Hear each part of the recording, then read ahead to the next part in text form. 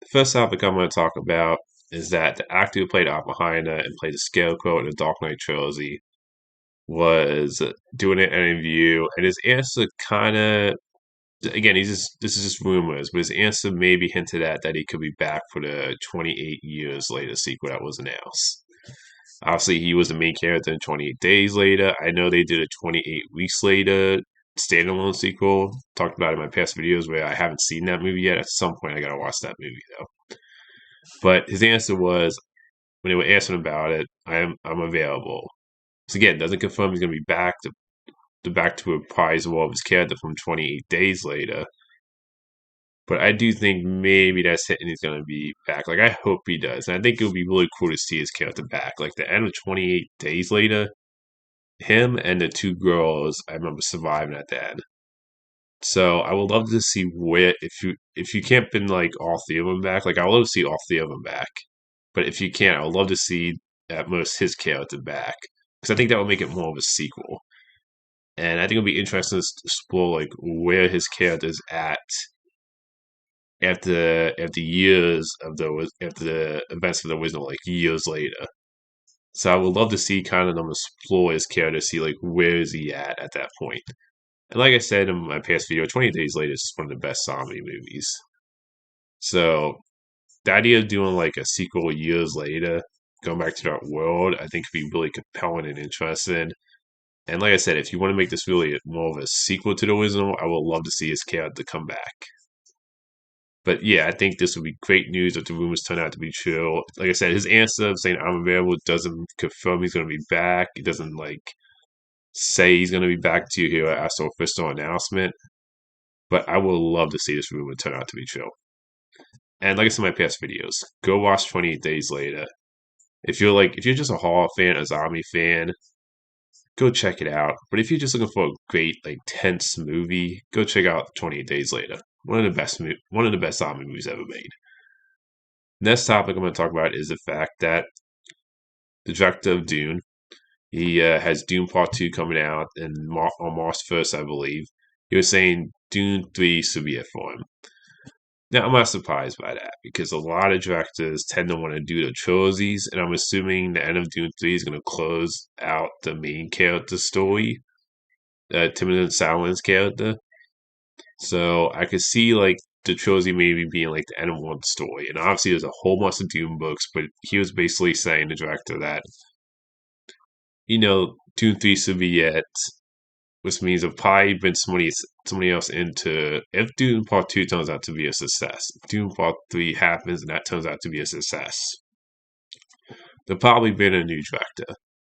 It's gonna suck because if Dune Part 2 turns out to be really good, like as good as the first one or better, and if Dune 3 turns out to be great too, then man, I will miss like the director not coming back, the same director of all the movies. But I also think it might not. There's also might not be abandoned because I know sometimes with directors they stay on a franchise for too long. The creativity kind of goes down. I mean, a great example of this is like the X Men franchise with Brian Singer, where you had him direct the first two original X Men movies, were so great, and he did Days of Future Past, which was great, and then he did Apocalypse, which felt like he kind of was on the franchise for too long. Same with Sam Raimi with the three Spider-Man movies, where he made two great ones, and then Spider-Man 3 has some studio interference, of course, but sometimes having the same director for a franchise too long, it doesn't always end up being a good thing. Jurassic, no, not the Jurassic films, excuse me, the Harry Potter franchise. The Harry Potter franchise, you had David Yes, who directed, I believe, like four or five of the Harry Potter movies, and then he did the Fantastic Beasts movies. And personally, for me, I think they should have gotten somebody else to direct the Fantastic Beasts movies. So I can definitely understand, like, with a director, they don't want to stay on a franchise for too long. And Denis Villeneuve is, I know I'm pronouncing his name wrong, the director of the Dune movies. I know that, sounds like he's the type of director that, like, is a very creative director and he wants to do other stuff. So I totally understand why it sounds like he won't be back to direct Dune 4 if the 2 and 3 are successful. The next thing I want to talk about is the announcement that a Moana sequel is coming out this year. There was an announcement trailer. I know there was also the live action movie coming out, but now when it comes to this announcement trailer, it doesn't really show much of anything. I mean, you don't hear any dialogue except for the walk scared at the very end. But I thought overall this was a good announcement just to announce the movie's coming this year. And I also think it's just cool because I didn't know they were even doing a Moana sequel. And apparently, this was going to be originally a Disney Plus show, and now it's being turned into a movie. So I'm definitely curious how that's going to be handled. Like, when you watch the movies, you're going to feel like a show, but I think the idea of just going back to this world and these characters is great news. Like, I love the first Moana movie. I think it's a great animated movie. I love the characters. I love the world in the first movie. And the movie got great reviews. I think it did really well at the box office, I believe. So I can totally understand why they want to like go back to that world. And I definitely like just the idea of doing a sequel to that movie. You already have me down. Like this is one of my most anticipated movies of the year now, and I definitely can't wait for Moana too. Like I said, love the first one. Really looking forward to the sequel. The last thing I want to talk about is that Michael B. Jordan.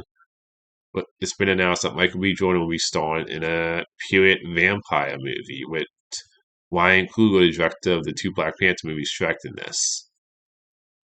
It doesn't have much on the project except for what I said, where it was a period piece, and now it's going to have anime influences because Michael B. Jordan is a big anime fan from what I heard. Like, you saw some anime influences in the fight scene in Creed 3, which personally worked for me. But I think the idea of just doing like those two teaming up for a vampire period piece movie with some anime influences sounds really cool. I mean, there's a couple reasons why I would be excited for it. Michael B. Jordan, one of the best actors right now. Ryan Coogler, fantastic director. And then the fact, I'm not a big anime fan, but I think having some anime like maybe influences or styles definitely make it maybe different among vampire movies. And I love vampire movies. And I'm a big horror fan, so everything without even seeing a trailer yet or seeing what the plot is, this movie has my interest already. And I think it's just an awesome team up between, like I said, a great actor and one of the best directors. So definitely looking forward to find out more information about this movie and what the plot is and seeing like the footage and seeing what tone they're gonna go for. But this definitely has my interest right away already, this vampire movie. And Warner Brothers is the one that's gonna be disputed in the movie. So definitely can't wait to find out more about this movie. So that's all the movie news today. Until next time, movie fans.